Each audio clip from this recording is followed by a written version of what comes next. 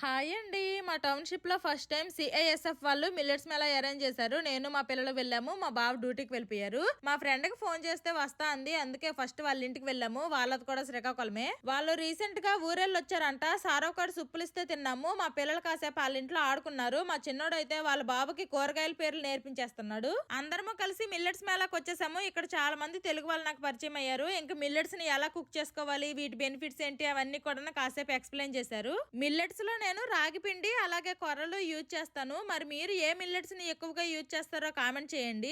ఇక్కడ మిల్లెట్స్ తో చేసిన ఫ్లోర్స్ అమ్మడమే కాకుండా చాలా రకాల ఫుడ్ స్టాల్స్ కూడా పెట్టారనమాట. మిల్లెట్స్ తో చేసిన ఫుడ్స్ అమ్ముతున్నారు. మా పిల్లలకి కేక్ తప్ప ఇంకేమీ వద్దనేసారు. సరే అని కేక్ తీసుకున్నాను. ఆ కేక్ అయితే అసలు సాఫ్ట్ గానే లేదు, చాలా డ్రైగా గట్టిగా ఉంది. తినడానికి అసలు గొంతు దిగలేదు. నేను ఇక్కడ రాగి పిండితో పాటు బాజ్రా ఆట అంట ఎలాగుంటుందో ట్రై చేద్దామని ఒక 1/2 kg ప్యాకెట్ తీసుకున్నాను. ఇంకింటికైతే వచ్చేసాము. Bye bye.